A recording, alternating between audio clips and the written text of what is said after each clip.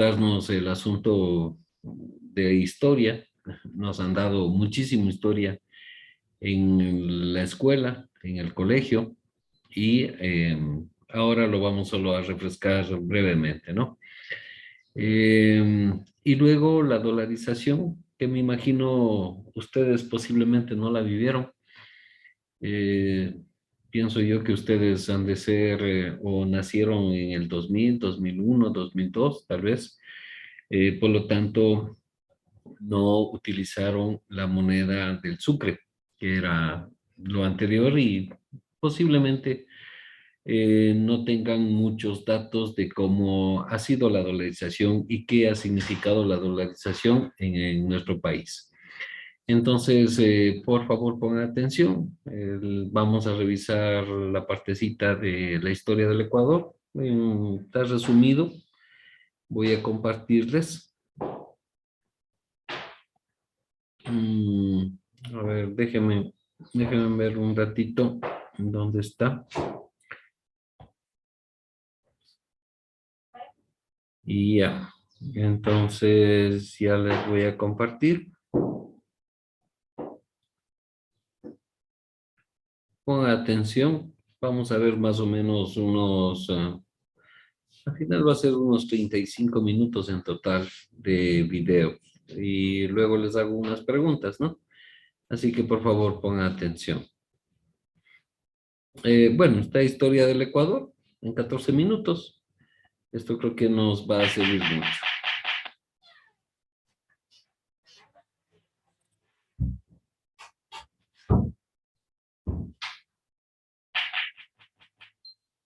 La República del Ecuador, a pesar de su modesto tamaño, es considerado uno de los países megadiversos del mundo, siendo el más pequeño en extensión de los 17 privilegiados de esta lista.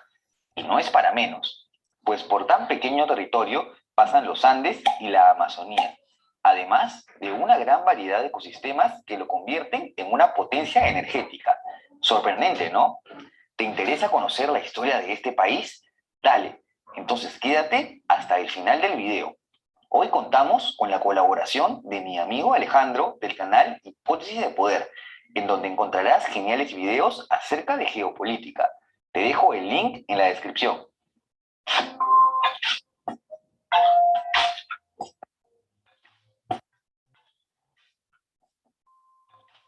Diversas culturas precolombinas se asentarían en el territorio del actual Ecuador. Una de las más antiguas florecería durante el periodo precerámico, conocida como Las Vegas, asentada en la provincia de Santa Elena y en donde se encontraron unos 31 asentamientos. Posteriormente, durante el periodo formativo, surgiría la cultura valdivia, que se desarrolló en la costa occidental. Se piensa que es una de las precursoras de la alfarería en América y que además fue una sociedad donde la mujer, que predominaba en el arte encontrado, tenía un papel importante. Nuevas culturas aparecerían durante el periodo de desarrollo regional, tales como la Tolita, Jamacoaque, Bahía y Cerro Narrío. En este periodo, la agricultura ya era masiva. Se comenzaban a utilizar metales y las clases sociales de las civilizaciones se iban estratificando. El último periodo precolombino es conocido como el de integración o señoríos étnicos, en donde destacan los manteños, que ocuparon este territorio que comprende parte de los actuales Guayas y Manabí, y que según las crónicas serían los primeros en avistar las naves españolas surcando las aguas ecuatoriales. Las culturas de este periodo serían alcanzadas por el avance del Imperio Incaico, quien se comenzaba a expandir desde el sur, alcanzando el territorio del actual Ecuador alrededor de 1470, al mando del Inca Tupac Yupanqui. Los primeros en caer serían los paltas, asentados en la actual provincia de Loja, seguidos por los cañaris, asentados entre los actuales Azuay y Cañar. Esta cultura se caracterizó por haber ofrecido una dura resistencia a los incas, aunque eventualmente terminaron cayendo y sometiéndoseles. El Gran Imperio continuaría su expansión, incorporando gran parte del territorio ecuatoriano en la región del Chincha-Suyo. Tupac Yupanqui fundaría la ciudad de Tomebamba, actual Cuenca, en donde presuntamente habría nacido Huayna Cápac, antepenúltimo inca. Como has de saber, sus dos hijos, Atahualpa y Huáscar, iniciarían una guerra civil por la sucesión del trono, que coincidiría con la llegada de los españoles al mando de Francisco Pizarro.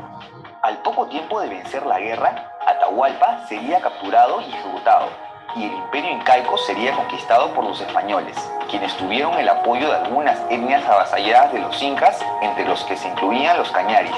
Tras los rumores que el tesoro de Atahualpa estaba en el actual Quito, se formarían dos expediciones al mando de Pedro de Alvarado desde el norte y de Sebastián Belalcázar desde el sur. Este último sería el fundador de Quito, que estaría en el límite entre las gobernaciones de Nueva Castilla y Tierra Firme, y que además sería el punto de partida desde donde partirían las expediciones. Pero no sería hasta 1542 que se daría un estatus administrativo oficial a los territorios conquistados, que pasarían a ser parte del Virreinato del Perú. Para esto, ya varias ciudades se habían ido fundando, tales como Manta, Riobamba, Santa Elena, Esmeraldas, Puerto Viejo y Guayaquil en 1537 a cargo de Francisco de Orellana.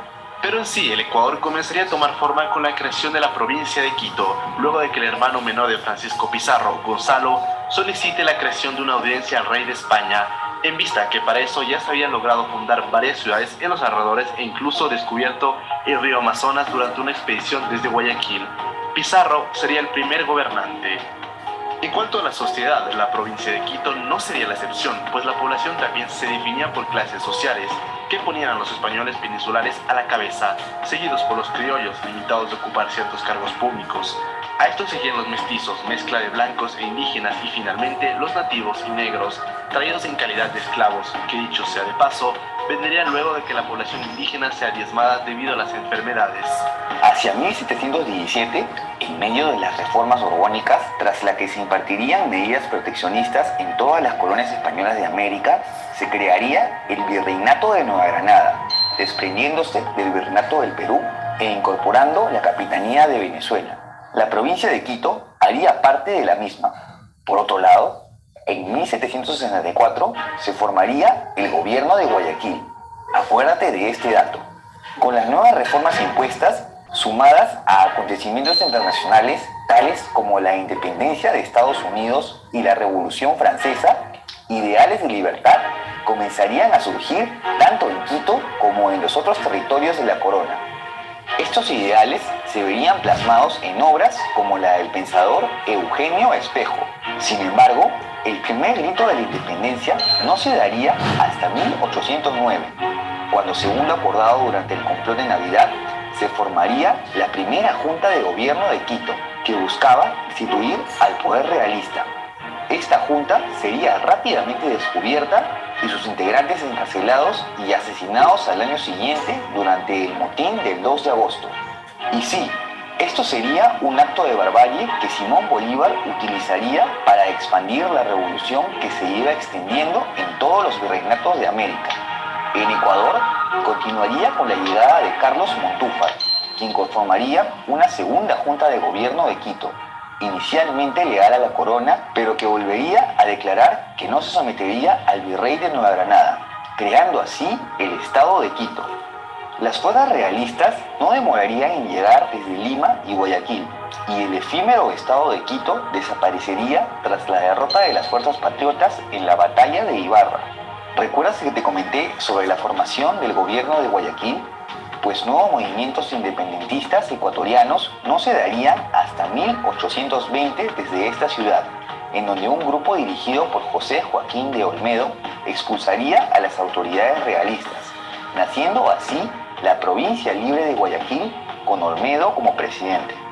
Luego de varias batallas, los españoles serían finalmente vencidos en la batalla de Pichincha, en donde con el apoyo de la Gran Colombia y el Perú, logran anexar el resto del actual Ecuador. Al poco tiempo, este territorio se incorporaría a la ya formada Gran Colombia, a lo que el territorio del actual Ecuador quedaría dividido entre los departamentos de Guayaquil, Ecuador y Azuay. Claro, este último con controversias limítrofes con el Perú. Hacia 1830 se promulgaría la primera constitución ecuatoriana mediante la cual los departamentos de Azuay, Quito y Guayaquil se reunirían en un estado independiente. El Ecuador había nacido bajo el nombre de Estado de Ecuador, con Juan José Flores como primer presidente.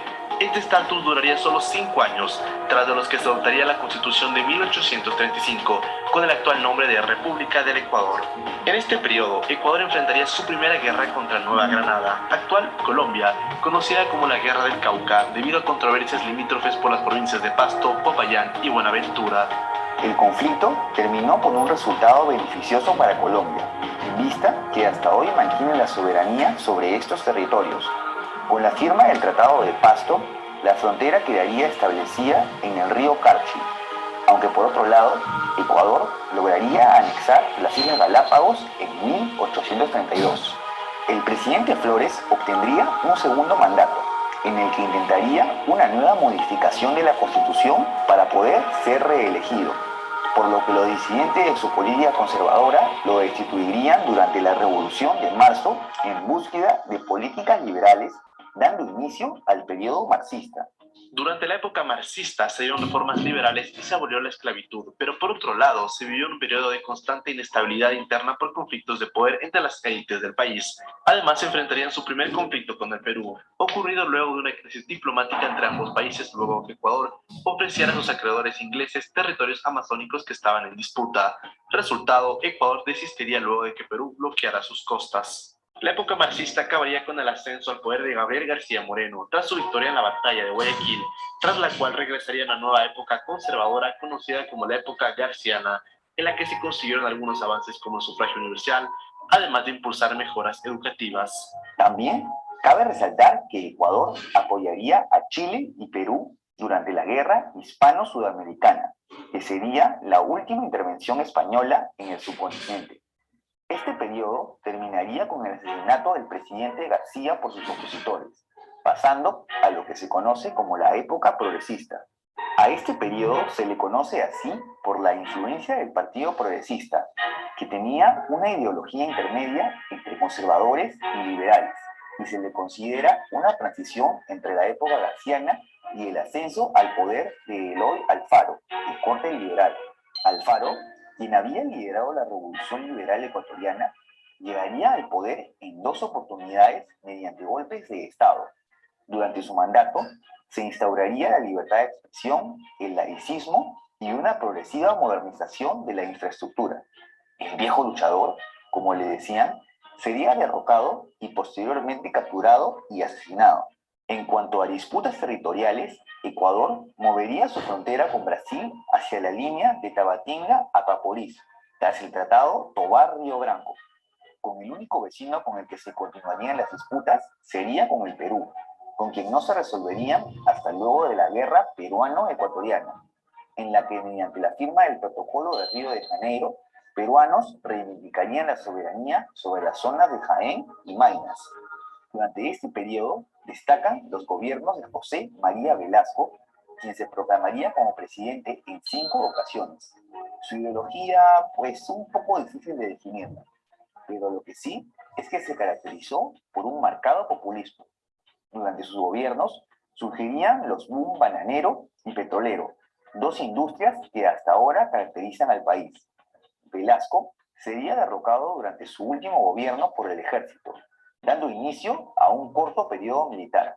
Durante las presiones públicas internas y externas, el triunvirato militar formado dimitiría pronto, regresando al sistema constitucional en 1979. Aquí seguirían diversos gobiernos que serían sucedidos de manera democrática. La normalidad institucional se vería resquebrajada en 1997 ante la destitución del presidente Abdalá Bucaram por incapacidad mental, quien gobernaría menos de un año. El siguiente presidente electo, Jamil Mawad, correría la misma suerte. Ante una grave crisis económica por la quiebra del sistema financiero ecuatoriano, la caída de los precios del petróleo y suspicacias de corrupción, también sería depuesto. Durante esta crisis, Ecuador experimentaría una alta hiperinflación, destruyendo el valor de la moneda nacional, el sucre, que sería reemplazada por el dólar como moneda oficial. Esta fue la peor crisis financiera del país en su historia, donde más de medio millón de ecuatorianos abandonaban el país. principalmente hacia España y Estados Unidos. El siguiente gobierno elegido por votaciones de Lucio Gutiérrez tampoco culminaría su mandato. Sí, ya parezco disco rayado. Gutiérrez, en cuyo mandato las Fuerzas Armadas serían acusadas de vender armas a las FARC, sería derrocado durante la rebelión de los forajidos, en la que un grupo de manifestantes destituiría al presidente. La estabilidad política no se conseguiría hasta el mandato de Rafael Correa, quien gobernaría por 10 años, siendo visto por unos como un presidente que brindó estabilidad y un amplio desarrollo de la infraestructura, y por otros como el causante de una amplia deuda y que redujo la libertad de expresión. Correa sería relevado por su ex vicepresidente Lenín Moreno, quien cortaría toda línea política con Correa, acercándose a Estados Unidos. Si bien Ecuador ha alcanzado cierta estabilidad política, lo cierto es que en la actualidad es uno de los países que menos crece en la región. ¿Tú qué opinas? ¿Este modelo de gobierno es el más apropiado para que Ecuador salga adelante? Y hasta aquí el video de hoy. Si te ha gustado... Listo, chicos. Entonces, bueno, ya recordamos, hay algunas cosas que nos hemos olvidado, especialmente antes de la época republicana. Nos hemos recordado, pero siempre se debe recordar la historia, nada más, ¿no? Eh, Voy a compartirles la parte que es importante, lo que estamos viviendo hoy en día, que es la dolarización. Y espérame un ratito, estaba buscando algunos videos y me parece el más sensato este video. Ya les voy a poner, ya les voy a compartir.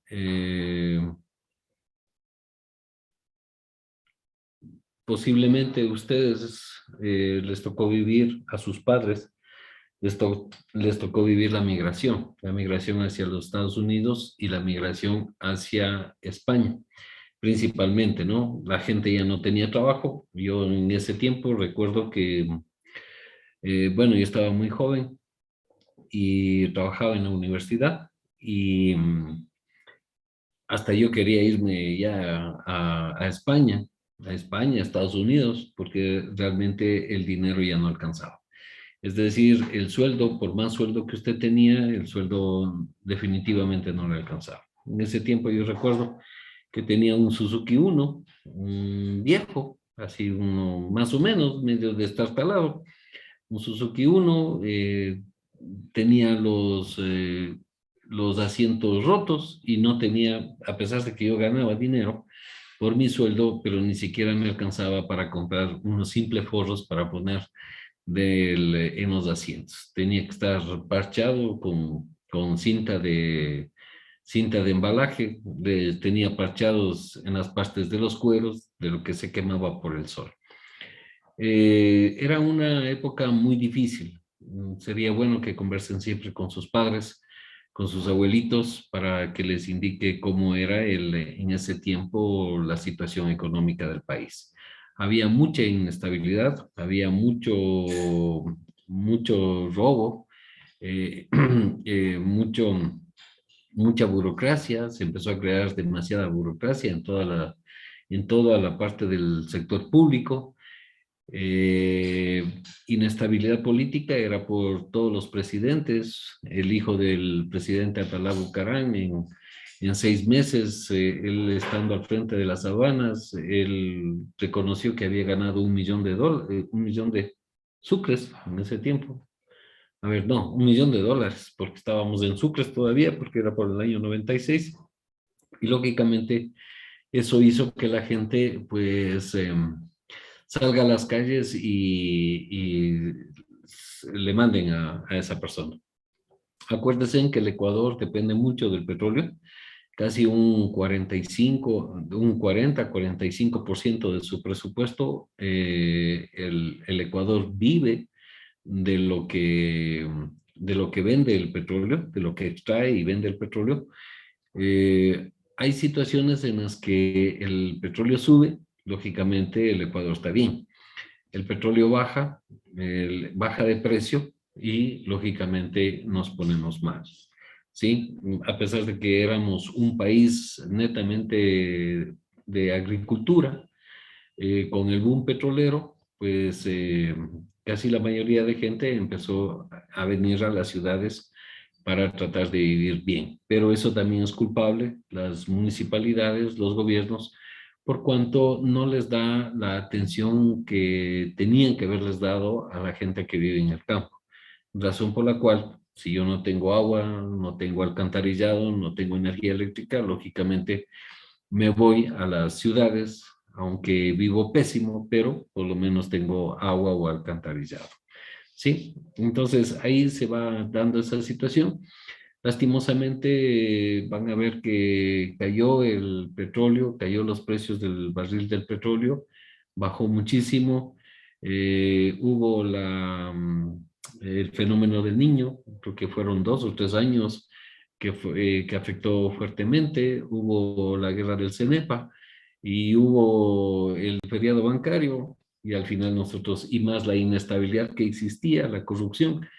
Entonces el país llegó a su límite y vamos a un poquito para que ustedes revisen esto, cómo se dio.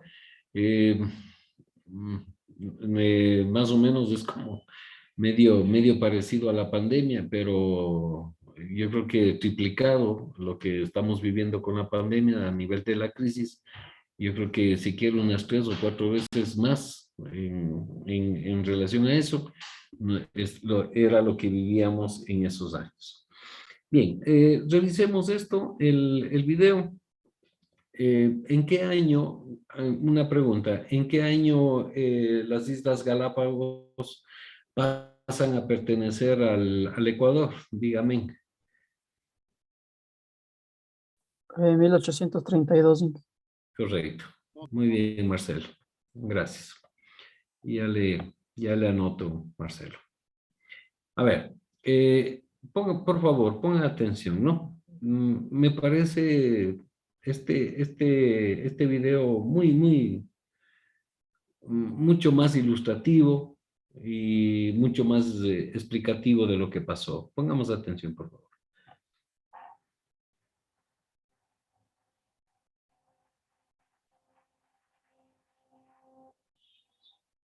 A veces las mejores decisiones se toman en los momentos más difíciles.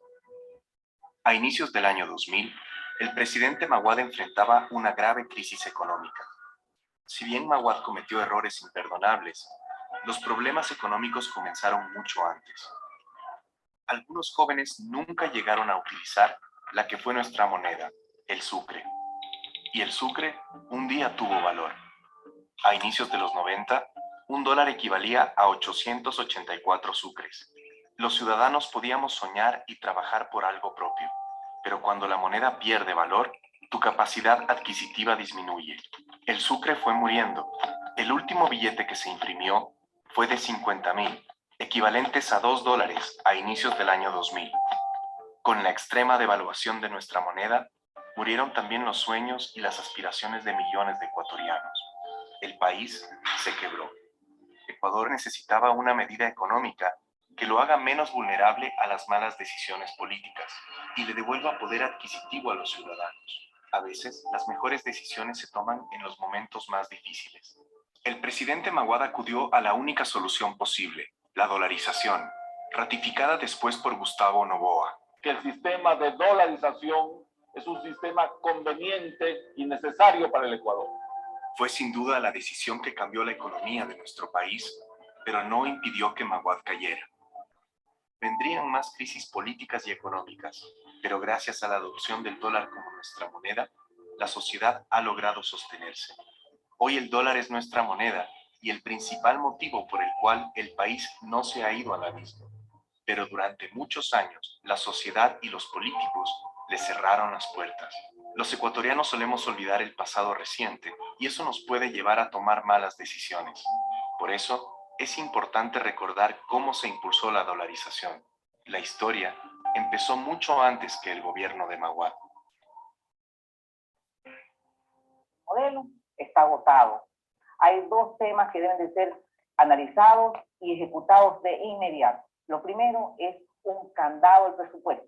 Y el segundo, la dolarización de la economía. Es decir, Era septiembre de 1998 cuando recurrí a los medios para difundir la idea de la dolarización como salida a la crisis financiera que atravesaba Ecuador. espacio para seguir parchando la economía no existe. Recuerdo que muchos dijeron, tenía que ser mujer para ser tan idiota. ¿Cómo llegué a esta situación?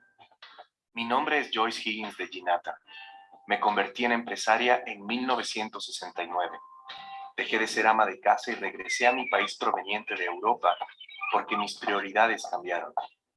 Mi única fuente de ingreso y la de mis 3 hijos era una empresa a la que tenía que sacar de la quiebra y de la que desconocía todo pormenor. Tuve éxito como empresaria. Eso me permitió mejorar el nivel económico de mi familia y contribuir con nuevos empleos al país. Para cuando llegaron los 90, los empresarios ya me conocían por mi habilidad para los negocios. Pero el éxito personal no era lo único importante. El país atravesaba tantos problemas, principalmente por errores políticos, que sentí la necesidad de integrarme activamente en los asuntos del Ecuador. Pensé que mi experiencia en lo personal podría servir y asumí un nuevo reto, la candidatura a la presidencia de la Cámara de la Pequeña Industria de Guayas. Pensé que si evadía esa oportunidad, no tendría derecho a exigir cambios. Salí del anonimato, siendo la primera mujer elegida para presidir una Cámara de la Producción en el país. La situación del Ecuador ya era difícil y demandaba cambios urgentes. Lo que nunca imaginé es que los 90 nos pondrían a prueba como una de las peores décadas de nuestra historia. Había llegado la hora de presentar mis propuestas. Hay, señores, que hacer cirugía mayor. De lo contrario, el país no cae.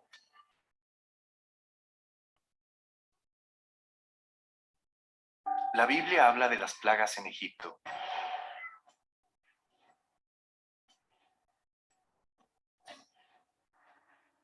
En los 90, parecía que todas habían llegado a Ecuador. Aún recuerdo el primer apagón en 1992. Por años, adaptamos nuestra vida a vivir en la oscuridad, gracias a la severa crisis energética.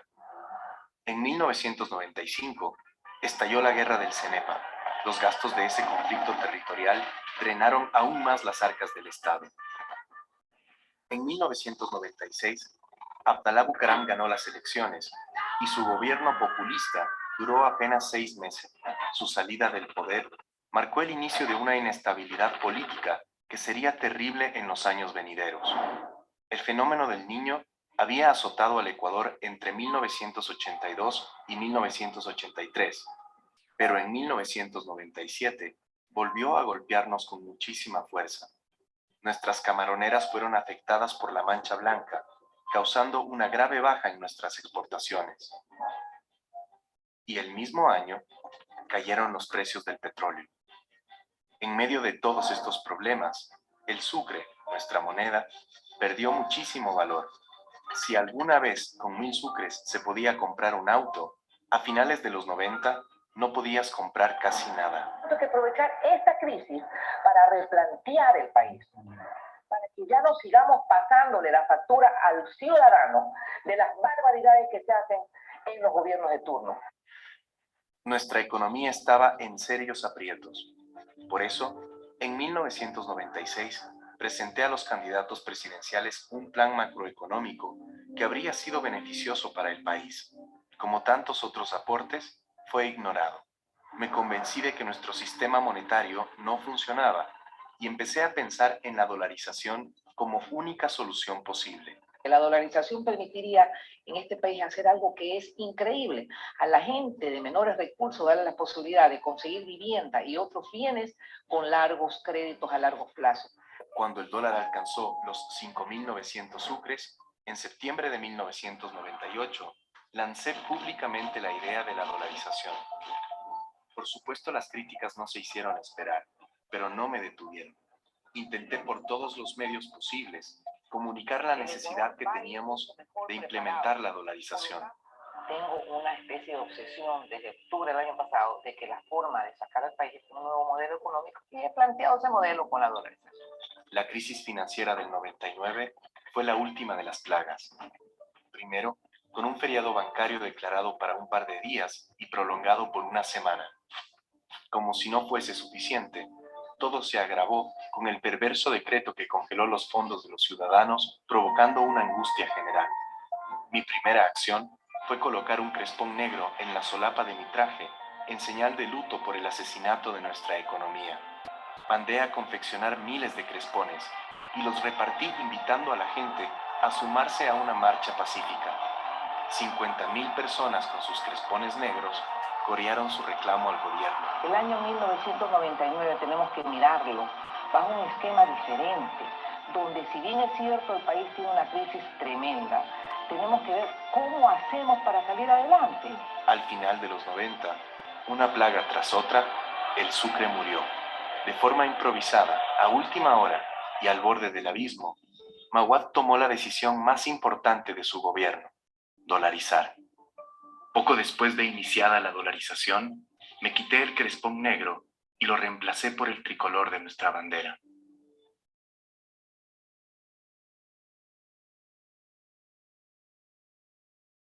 Aunque la idea de la dolarización me inquietó desde 1996, mi lucha formal para convencer al país sobre sus ventajas empezó 2 años después. En consecuencia, fui la primera empresaria que equiparó los salarios y pagó en dólares a sus empleados con un aumento del 50%. El tiempo y la historia me han concedido la razón. Desde el 2001, tuvimos la tasa de crecimiento económico más alta de América Latina. Disminuyó la inflación, la pobreza y el desempleo. Aumentaron los salarios básicos, los ingresos promedio y la inversión. Y aunque las tormentas políticas nunca cesaron, la introducción de una moneda competitiva como el dólar es una realidad que ha soportado diversos embates. Hemos resistido golpes de Estado, renegociaciones de la deuda externa, desestabilizaciones como la de octubre de 2019, y durante la pandemia, la dolarización ha sido prácticamente la única medida para sostener la capacidad adquisitiva de los ciudadanos. El dólar nos ha sostenido a pesar de políticos que han seguido el camino del autoritarismo, la corrupción o el despilfarro. Aún así, algunos piensan que con la dolarización se pierde soberanía. Es un error. El verdadero símbolo de soberanía es la prosperidad a la que tienen derecho todos los ecuatorianos. Si el país hubiese seguido aferrado al sucre, hoy nos sería imposible acceder a los bienes y servicios que en el pasado parecían inalcanzables. Pero en ese camino aún falta mucho por hacer. La dolarización fue el primer paso, pero hay que fortalecerla. Eso implica recibir más inversión, dinamizar el comercio eliminando trámites excesivos o crear un marco de seguridad jurídica real que genere una imagen de país sólida en el exterior. Por supuesto, muchas de estas soluciones están en manos de los políticos, pero hemos comprobado ya que no podemos apoyarnos solo en ellos. En realidad, la solución está en manos de la ciudadanía. Pero para eso, es necesario que la gente haga uso de sus derechos y participe activamente en el desarrollo del país. Debemos dejar de ser sujetos pasivos y de una vez por todas, tomar las riendas de nuestro destino. No son solo palabras arrojadas al viento. Sé de lo que hablo, porque eso fue lo que hice cuando la vida me colocó en una posición donde debí tomar decisiones. Y mi actitud fue la de siempre: ir.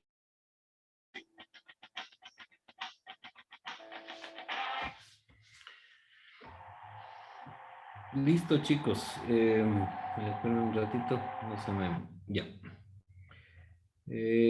Bueno, eso es lo que pasamos. Una cosa es contar un video en unos 10 o 11 minutos a lo que años nosotros pasamos y sufrimos.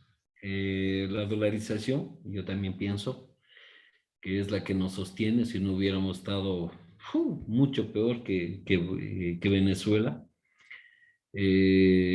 La dolarización, al tener una moneda dura, ¿sí? Al pertenecer al primer país del mundo, como es de Estados Unidos, pues nos ayuda muchísimo la dolarización en nuestras vidas y en nuestro país. Pero hay sus pros y sus contras con la dolarización, porque cada vez nosotros pagamos salarios más altos en relación a China, que paga salarios más bajos. Sí, me explico un poco. Antes hacían inversiones aquí en el país porque los sueldos eran bajos. Pagar en sucres, pues es simple. Por ejemplo, lo que está pasando con México, lo que va a pasar con México. Estados Unidos prefiere invertir en industrias en México por cuanto los sueldos es mucho más barato que en Estados Unidos. ¿Qué se consigue con eso? De que el precio de venta de ese bien que obtienen, de ese proceso de transformación de materia prima a producto elaborado o fabricado, resulta mucho más conveniente y es más competitivo que con las otras empresas. Por lo tanto, si bien es cierto, existe empleo en México, como existía empleo en el Ecuador, o como existe empleo en China, pero lo que hacen, o existe empleo en Indonesia, ¿sí? Pero lo que hacen es contentarle a la gente, supuestamente tiene empleo, pero lo que hacen es explotarle a la gente, porque no le pagan lo que es. Imagínense una enfermera que gana $2 en Venezuela, una persona, un profesional que gana $10 al mes en Cuba. Entonces, ¿ustedes qué creen que es si nosotros aquí ganamos el mínimo $400? Eso significa que por más empleo que tengan en esos países, pero lo que están haciendo es explotando, ¿sí? Y esos profesionales, y estoy hablando de profesionales, en esos países, pues lógicamente no van a tener una vida digna. Pueden tener una vivienda, pero no pueden tener comodidades. No pueden irse. Había gente en Cuba de 45, 50 años y hay una playa de La Habana hacia la playa María, creo que es, si no me equivoco, el nombre de esa playa. Eran unos 15 minutos, como decirles, de Ambato hasta Pelileo, o hasta un poquito más lejos. Iban 45, 50 años y no conocían la playa. No podían irse ni siquiera hacia allá. Y cuando usted se va a la playa, uno piensa que es como aquí en Atacames, con bastantes kioscos, donde hay que comer. No hay absolutamente nada. ¿Sí? Entonces, el problema es ese. Cuando uno nos dicen cosas, uno se vaya y se experimenta la realidad que es totalmente distinta. ¿Sí? En Venezuela, imagínense, en el salario creo que es de 1,76 el básico. Y no tienen ni siquiera para una hamburguesa, ¿sí? Una hamburguesa doble, que ustedes tranquilamente se comen con papas y cosas por estilo, fácil. Entonces, por más que vaya a trabajar en Venezuela, tenga empleo, pero no puedo ni siquiera adquirir ese tipo de bien. Peor pensar en artefactos eléctricos de automóvil o una casa para hacer. Entonces, hay muchas limitaciones y eso también hay que comparar, ¿no? Pueden tener mucho trabajo en esos países. El asunto es que les son explotados para manejarse mejor en esa situación. El dólar se revaloriza, no se devalúa. Antes Colombia, nosotros teníamos, con Colombia teníamos, ellos tenían una moneda mucho más dura que la de nosotros cuando utilizábamos el sucre. Ejemplo, usted, o bueno, le estoy hablando cuando ya se dolarizó, porque no me he ido tiempos a Colombia, pero cuando se dolarizó, yo podía irme a un hotel de 5 estrellas y pagaba 10 a 12 dólares la noche, ¿no? O el día que en el hotel. Entonces, imagínense, 10 o 12 dólares a mí me costaba en un hotel 5 estrellas en Colombia. Cuando acá en el Ecuador, por más que esté en Tulcán, normalmente le costaba unos 10 o 15 dólares, pero un hotel de a pelo, así de medio pelo nomás. Entonces, ahí se nota la diferencia. Se nota la diferencia cuando usted gana en dólares y usted puede comprarse un carro y después su papá se compra otro carro, después usted tiene ya no para irse. Nosotros antes, nuestro paseo era solo hasta Baños, y si es que teníamos un poquito más de plata nos íbamos a Quito y eso era lo máximo. Pero en cambio ahora ustedes tienen la posibilidad de viajar a otros países, y lo que antes nosotros no podíamos hacer eso. No podíamos, o para nosotros era muy difícil especializarnos en el exterior. Ahora se ha abierto mucho más amplio el panorama para que ustedes puedan especializarse en el exterior.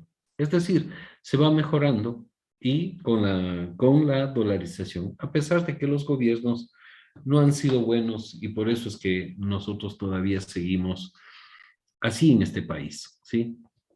El Correa estuvo bien porque lógicamente llegó al precio del barril cerca de $160 el precio del barril, por lo tanto llegamos a tener superávit, pero asimismo nos endeudó muchísimo, mucha corrupción, mucho despilfarro, sin ahorrar.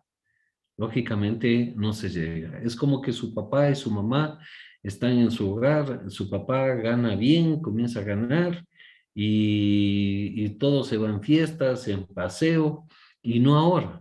Y después le mandan de ese trabajo y ya no tiene dinero y tiene que estar prestando por una cosa, por otra cosa, y se complica la vida, ¿sí? Entonces, normalmente cuando existe bonanza en un hogar, lo que hay que hacer es ahorrar, pero no gastar todo, ¿sí? Hay que tener esa buena prudencia de tener un ahorro. Puede haber una enfermedad, un accidente, alguna situación imprevista, y usted tiene ahorrado. Pero cuando no tiene ahorrado, cuando usted no sabe hacer las cosas correctamente, entonces llega momentos y llega tiempos de vacas flacas, y por lo tanto comienza a tener dificultades. Y es lo que nos está pasando en nuestro país. Ustedes ya están haciendo el asunto de la comparación de las cosas buenas y las cosas malas dentro del Ecuador, ¿sí? ¿Cuáles son las cosas buenas que existen en nuestro país? Y también cuáles son las situaciones negativas que se han dado en el país o están en el país actualmente, ¿no? Entonces, hay esa comparación que ustedes están haciendo, y ahorita también quiero que lo hagan durante esta horita que tienen de clases hasta las 7. Entonces, que busquen lo que es la dolarización, las situaciones buenas con la dolarización y los inconvenientes o situaciones negativas que existen con la dolarización, ¿sí? Eso es lo que quiero que revisen. De ahí para la próxima clase vamos a ver, en cambio, cómo se hacen los billetes, qué es la Reserva Federal de Estados Unidos, quién la maneja el gobierno, la maneja ciertos banqueros. ¿Cómo se hace esa situación? Sí, algo que a veces nos hemos preguntado y no sabemos por qué imprimen los billetes y cómo se imprimen tanto billete, ¿sí? O cómo se imprime o cómo nos llega a nosotros los billetes. Fuera tan fácil, si necesita la gente dinero, pues impriman más dinero, entréguenos a nosotros, a todos dennos bastante dinero y pasamos todos bien. No es así, no es así el asunto, ¿no? Entonces, yo quiero que ustedes revisen sea videos o algunas revistas especializadas de la dolarización, y vean, porque hay los pros y los contras de la dolarización. Personalmente, yo siempre seré a favor de la dolarización. Eso para mí es lo mejor que ha hecho el país en la vida republicana. Y como yo tenía compañeros que eran economistas, profesores de la universidad, y ellos no estaban de acuerdo con la dolarización, pero pasaron unos años y reconocieron que la dolarización ayudó y ayudó mucho al país. Todavía tenemos que seguir revisando algunos temas de orden mundial, pero quisiera que por favor para el día lunes ya lo tengan preparado. Es historia del Ecuador, ya damos por revisado, por hecho, como que nosotros ya conocemos, nos hemos dado solo un repaso y no más. No creo que haya que hacer ensayos críticos sobre cosas que no tienen sentido en este momento. Más bien lo que necesitamos es las situaciones positivas del Ecuador y situaciones negativas actuales del Ecuador, ¿sí? Positivas y negativas eh, colocamos, ¿no? Y la situación positiva y negativa de la dolarización en el Ecuador. Entonces, esos dos trabajos lo van a tener para el día lunes. El día lunes vamos a revisar y también revisaremos el día miércoles con las personas que falten, ¿sí? Les voy a hacer de manera aleatoria y revisamos el día lunes y miércoles, que prácticamente serían sobre 2 puntos de esos trabajos, y nos quedaría solo un trabajo pendiente para hacer sobre 1.5. Luego yo voy, como estoy tomando captura de pantalla, yo les estoy poniendo la asistencia a ustedes, entonces no se preocupen. ¿Hecho? Las personas que están asistiendo, las personas que están escuchando, pues lógicamente van a tener un poco más de calificación.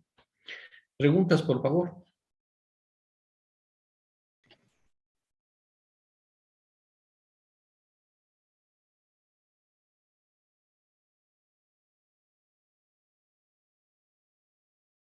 Ya. Entonces, sí, ese era el que ustedes ya me entregaron, me dieron el nombre del país en el que está. Entonces, si es que no lo he dicho, tal vez lo comenté en el otro paralelo de la otra carrera. Entonces, por favor, necesito un ensayo crítico de las situaciones positivas y negativas actuales, puede ser económicas, políticas, de la salud, a través de la pandemia, de lo que pasó con el coronavirus aquí en el Ecuador, del turismo, del empleo, de la delincuencia, de cómo están los asesinatos en las cárceles o los asesinatos en las calles, la drogadicción. Van a ser situaciones positivas y situaciones negativas. No importa si me salen unas 10 situaciones negativas y me salen unas 3 positivas, no hay problema. ¿Sí? Me puede salir mucho lo que es la corrupción, me puede salir mucho lo que es tanta burocracia, me puede salir muchos de esos temas de los que ustedes pueden revisar en las noticias de lo que está pasando en el Ecuador actualmente, ¿sí? Pero enfóquense un poquito en la parte política, en la parte económica del país, en la parte de empleo, ¿sí? Empleo y desempleo. En la pandemia, cómo afectó a muchísimas industrias, a muchos negocios, a cerrar, a liquidar.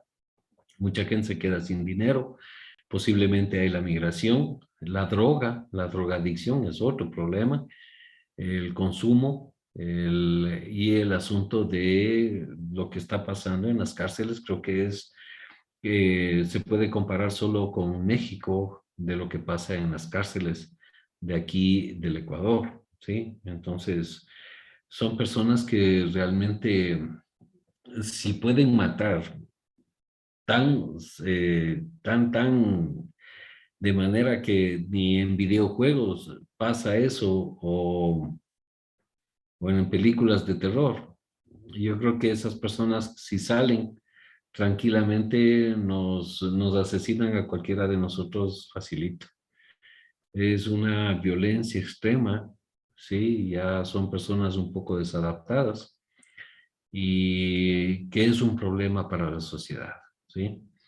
Revise la pobreza, revise niveles de pobreza del Ecuador, revise cómo está el turismo, si es que o cómo se ha mejorado el turismo, la parte de ustedes en la parte profesional, cómo está el empleo o el desempleo en la carrera de ustedes a nivel de Ecuador.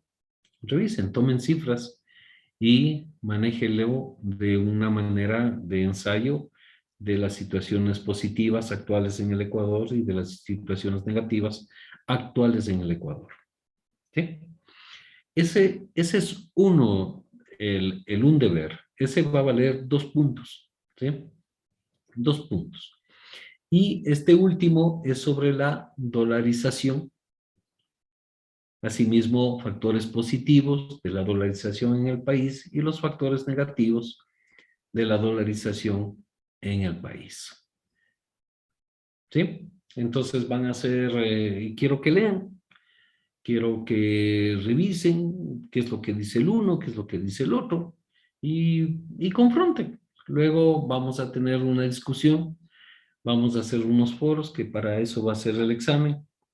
Yo les voy a seguir preguntando y, como les digo, siempre les respetaré el criterio de ustedes, ¿sí? Lo que ustedes han leído, ustedes deciden, pero al final, con todo lo que cada uno de nosotros podamos expresarnos, al final que predomine siempre la razón en nosotros, ¿sí?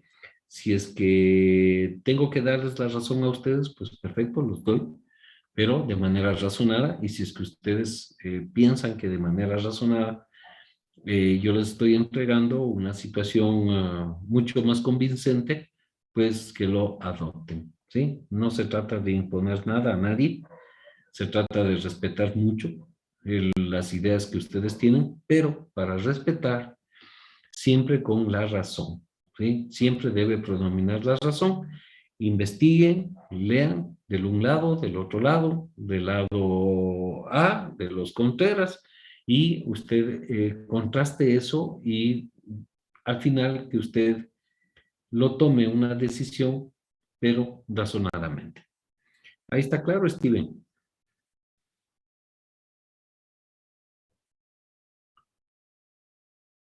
¿Ya? ¿Alguna otra pregunta, por favor? Ese otro trabajito va a tener el de la dolarización va a tener 1.5, ¿no?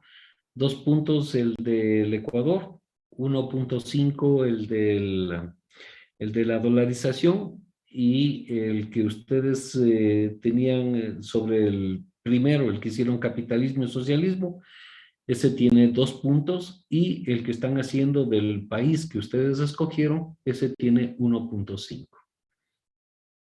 ¿Sí? Listo, chicos. Entonces, sigan puliendo, sigan mejorando, pongan los Disculpe una preguntita más.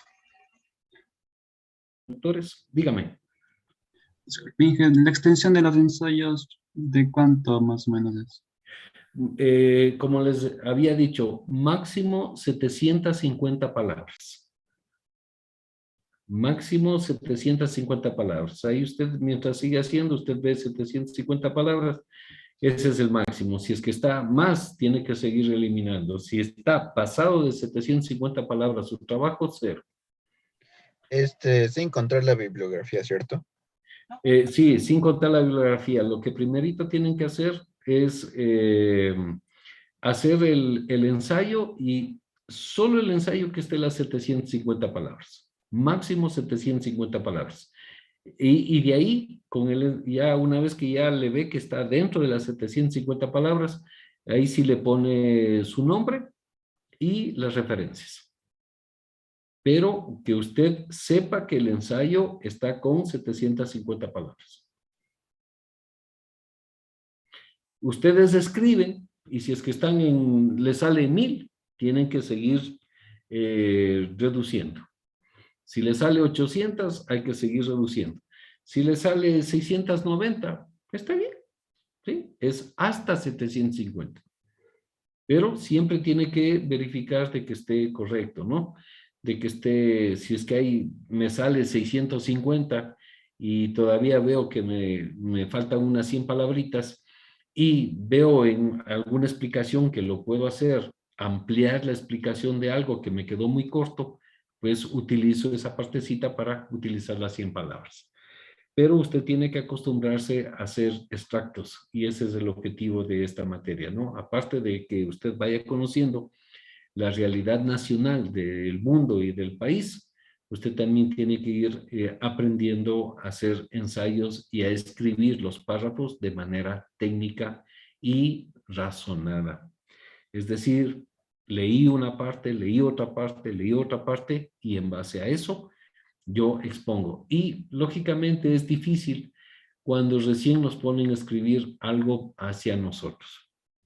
Ojo, cualquiera de estos trabajos yo le paso para verificar qué tanto usted ha hecho, ¿sí? No puede pasarse más del 10% o hasta el 15%. Del 10 al 15%, si no, yo le paso por el URCUM y reviso esa situación. Si está copiado o está más de esos niveles del 15%, pues igual tiene 0. Cuidarás eso, ¿no? A excepción de los que yo voy viendo que está, de los que le voy chequeando en que esté con las referencias. Si está con las referencias, pues no hay ningún problema.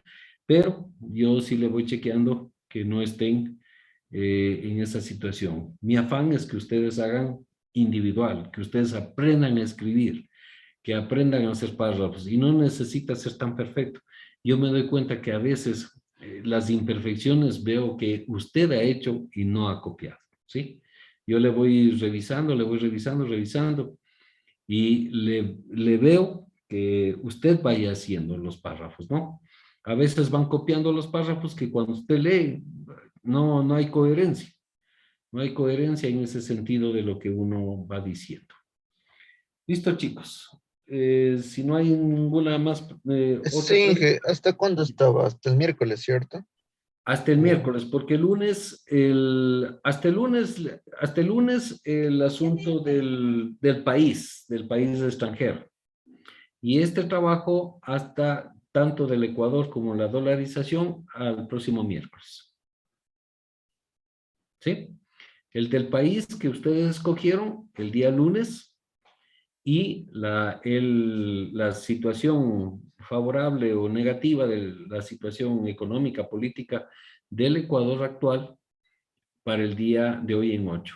Asimismo con la dolarización de hoy en 8. ¿Sí está claro? Listo, chicos. Entonces, pónganse a trabajar y conmigo nos vemos el día lunes. Gracias, por favor. Hasta luego, ¿no? Gracias, sí. Luego, Gracias, Inge. Hasta luego. Hasta luego, ¿no?